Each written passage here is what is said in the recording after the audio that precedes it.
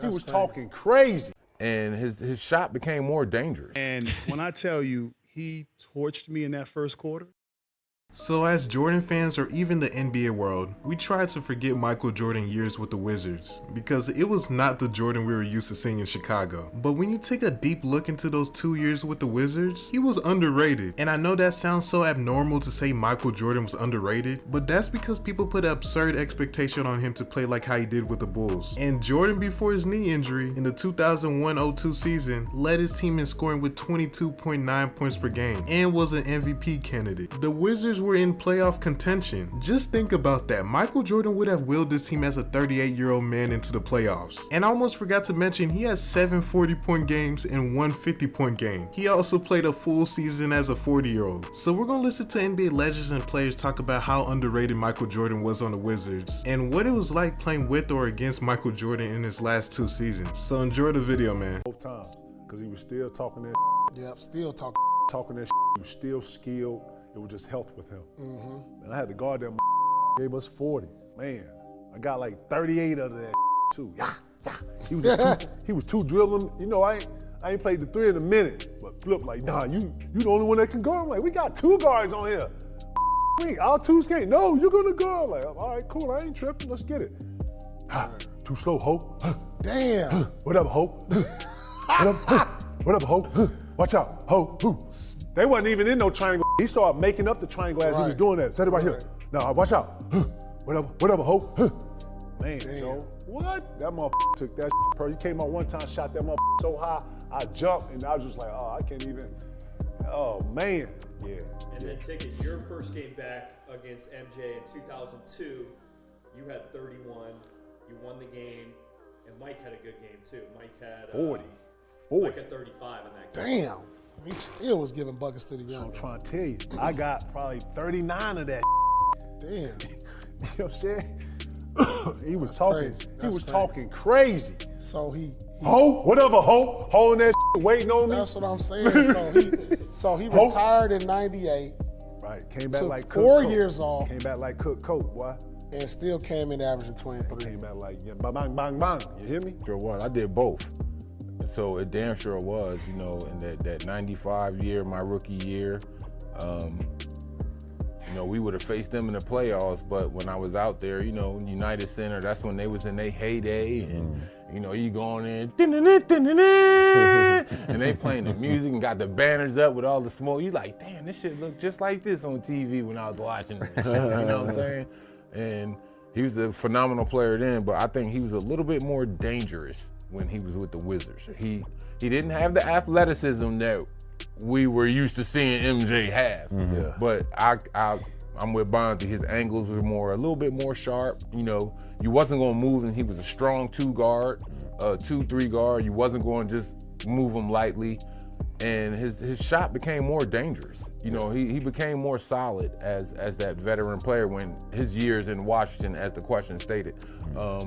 You know, it was like one of them, don't leave him open. Yeah. Don't leave Michael Jordan open. Yeah, he's still out there talking shit. Oh, you know what I'm saying? He talking shit, but he dropping dimes, and you know what I'm saying? It was like, damn. But the only thing he was missing was the hop. That's it. I first met him, just in awe, man. Like, just having a chance to, you know, see Black Jesus in person, like talk to him, be his teammate. Like, I was in awe. And my first year playing with him, man, I didn't know what to do. Like, you know what I'm saying? Like, you know, I'm throwing to him every time and just go stand, or he's like, no, play. Like, but you just get so mesmerized by who he is. I'm about 40. He was 40. He averaged 20 points a game at the age of 40 on one leg because his knee was messed up, and he played 82 games at the age of 40 on one leg. Tell people, Michael was fun. He had a unique personality. Great to be around. Great to be around. Like when I was on the basketball court at times with him, he would show me the whole medium range game. Like he would dribble 2 times, pull up in the middle of the court and says, "Hey, Rip, get that in your game. That's the hardest play in the game of basketball to guard." Yes, sir. But then there was also another side where it was the talking trash Michael Jordan. And at times, me and a couple of the young guys would come up to him and say, "Hey, Mike, why don't you think about putting us in the Brand Jordan collection?" Right. And he'd look at me and say, "Hey, Rip, my sneakers for all-stars." And at that time, I'm like, wow, like really? And then my other young fella, I don't want to say his name, and he would say, hey, Mike, what about me? Put me in your sneaker. And then he'll say, your game is not to the liking for my sneaker. Not good enough for the Not sneakers. good enough for Your my game sneaker. don't fit my sneakers. So, I mean, but that was the whole big talking Yo. trash with Mike. So you just had to have thick skin with him. And I told him, Did you hey, go you know home what? that day? How did you feel when you went home that day? You know what? I went home, I looked myself in the mirror, and I said, Rip, we're going to be all right. Right. Because I'm going to come back to MJ, and I did. After I made the All-Star team, Are I you came serious? back to him, and I said, hey, M, now I'm an All-Star. Now you got to put me in Look, that sneaker. man. Now you got to pay me the big bucks. And he I'm just glad that the guy he said his game don't fit my sneakers. Oh, my The goodness. question mark guy? Right? Oh man. Right? Came back to the Wizards. Oh, yeah. And at that point, it was a whole different game. Clark Kent. Turned into Clark yeah, Kent. yeah, Clark Kent. You at least got a chance. You know, when he's Superman and Black Cat, you ain't have a chance.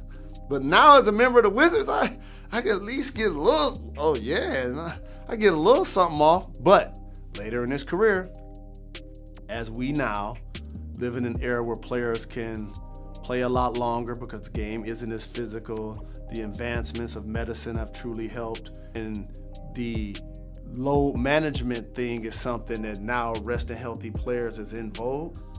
Michael Jordan was 40 years old playing for the Wizards, played 82 games. Yeah, he's the GOAT. All right, your Jordan story before we take a break. So Jordan, I'm playing in Orlando. It's his last year. We play them in Orlando first, and I'm blocking his shot. Like, I'm locking him up. Like, I'm doing my thing again. I blocked his shot like 3 or 4 times.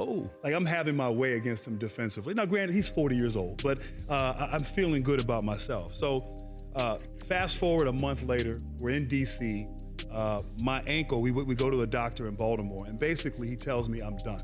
Like, my ankle's, once again, it's not healed, it's broken, I have to have surgery. But I wanted to play against Jordan one last time. And so we're playing the Wizards. It's a TNT game. Wait, Thursday don't you night. want to go out where you dominate him and you're blocking his shots? I'm just thinking, my ego. Like, I'm thinking, I had him the last game. I don't need this left ankle. Just give me some. I only need Motrin. one ankle. Give me a bunch of Motrin. I'm Okay. gonna go out here. And when I tell you, he torched me in that first quarter. Like, literally, he gave me 20 points in the first quarter on the same play. Like, he just ran the same play every time and did this, and I could not guard him. And so, literally, I checked out of the game at the end of the first quarter, and I didn't even go to the bed. I just walked back to the locker room. Like, I was done. Like, literally had surgery like a couple days later, but it was like I wanted to guard Jordan one last time. And you're right, I shouldn't have. I should have just let that go. Did he know you were a wounded animal? He probably did, because he went at me And he didn't the care. same move. Like, he didn't do anything different. It was the same move, and I had nothing for him. Jordan probably had your x-rays in the locker room. He probably did. He probably knew exactly. I'm surprised he didn't send somebody for me to come back. 22 years, I can proudly say I got the opportunity to play against Michael Jordan. Vince Carter, Michael up on him. Vince, a leaner is good. Michael Jordan is just starting to heat up. And it was just obviously nothing short of an amazing and an opportunity that a lot of players in today's game can't say. His impact on the game, his impact on players today and the players of the past is well documented. My story about MJ goes back to All-Star in Atlanta. I was a leading vote getter, and I gave my starting position to MJ, which he declined multiple times throughout the day. So we go on, and he accepts the starting position. It will be Michael starting in place of Vince Carter. He goes on and hits his historic fadeaway. And Michael has the ball, again guarded by Shawn Marion. The fadeaway,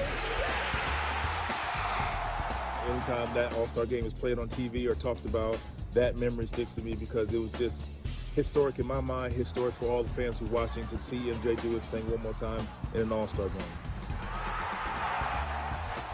Once the cigar comes out, it's like he's already lighting the victory cigar before the competition.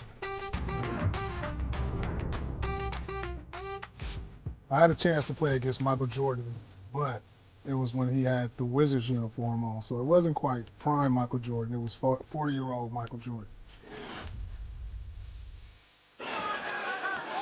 Jordan to Laker. Nice pass. Michael Jordan I remember he still was a phenomenal athlete. He still had great footwork, and he actually gave me about 30 points. Jordan over Pierce. He's got it. Michael Jordan equals his season's high, 31. So it was like my third year in the league, and he was still probably one of the top 10 athletes in the game at the time. Yeah, he trash talked a little bit. You know, I remember him hitting a fadeaway, telling me you can't get to that. Pierce, defending Jordan. Fall away, he hits. 29 for Jordan. You know, he really had a rivalry with Antoine Walker, being that Antoine Walker was in Chicago, and you know, these guys played against each other in pickup games in summer, and you know, him and Antoine Walker really went at each other quite a bit. Antoine, you know, he's one of the best trash talkers that ever played the game, but I think that game he wished he had just not said anything. And I'll tell you an interesting story about the greatness of Michael Jordan. When I was coaching in Washington, we played the Indiana Pacers, and we were down 25 at the end of the third quarter. And I took Michael out of the game, and I said, look, Michael, I know you think we can still win this game, but we got to play, you know, in 2 nights. And if we make a little run, I'll put you back in the game. Well, we didn't. Well, I found out that after the game was over that he had 8 points in the game, and he broke a streak of like 860-something games in double figures. And so the media was on, you know, how do you think Michael's going to be with this? You know, I said, you know, look, Michael's got championship rings, he's got gold medals, he's got NCAA championships, he's got MVPs. He's not going to care about the 8 points. So he met with the media and agreed. You know, that bus is lonely as a coach when you're sitting there after you've got your head handed to you. So I was sitting on the bus, and actually Michael had hired me. He was the part owner and president GM, hired me to be the coach, and then he came back to play. I'll never forget this moment ever as a coach. This to me was greatness. He got on the bus and he said, scoot over. And he looked at me and he said, do you think I can still play? And I said, absolutely, that's why I'm here, to be here to help you. He said, you know, to be my coach, you have to believe in me and believe I can still play. And I said, Michael, I believe in you. He said, you did the right thing tonight. You did the right thing tonight. I don't care about the points, but I needed to know that you believe in me. Fast forward, we get on the plane. He has a few cocktails, smokes a couple cigars, all the things you're not supposed to do. Yeah. We get back about 3:30 in the morning in Washington. At 7:30 that morning, he's down in the fitness room with Tim Grover, working out like you can't believe. Now, he's 41 years old. We play the New Jersey Nets the next night. And Michael scores the first 3 times he has the ball.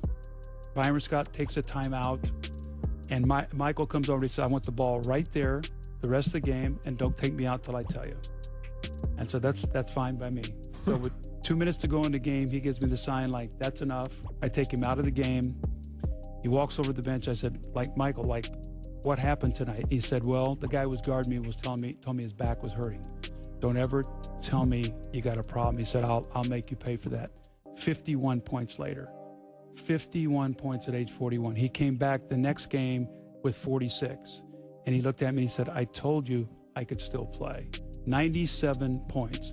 I mean, Mike, I was absolutely blown away at what this guy could do. His mind, how strong it was. I mean, he's playing on one leg. I mean, he'd cut his finger, you know, with a, you know, doing a cigar. He had his finger was bent. He had a bad knee. The competitive will and great. I've never seen anything like it. But that moment when he looked at me and asked me if I still believed in him, I said, this is the greatest player to play the game, wanting to know if I still believed in him.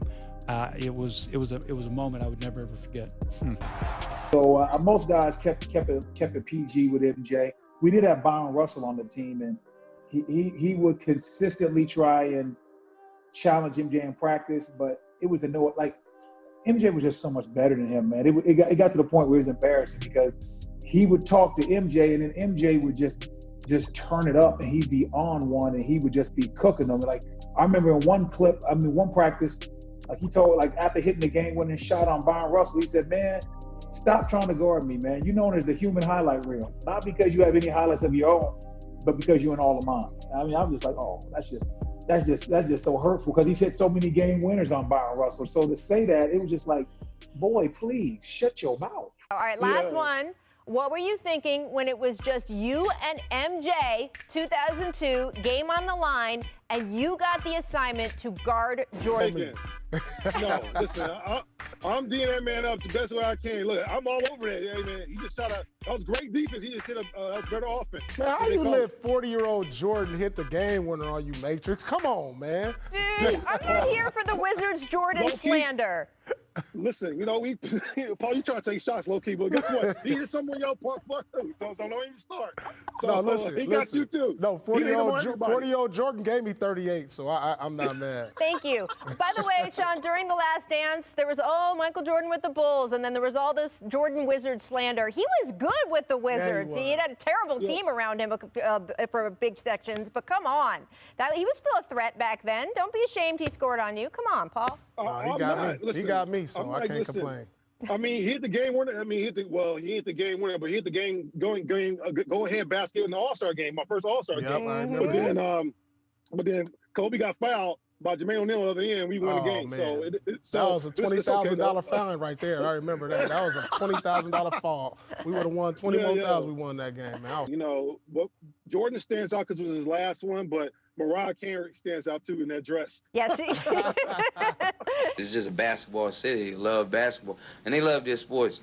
Period. You know, but the greatest player in the world to come through here for his last game.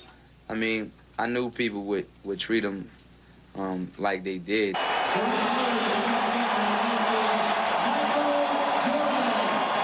The fourth quarter ovation lasted more than 2 minutes, and it turned out to be the signature moment of an historic night. Now, I guess it hits me that I'm not going to be in a uniform anymore. So, and that's not a terrible feeling. You know, I'm not. I don't. It's not terrible. It's something that I've come to grips with, and it's time. So guys, I hope you enjoyed the video and tell me your favorite game when Michael Jordan played with the Wizards. So make sure you like, share, subscribe, and show love to the YG gang, and I'm out.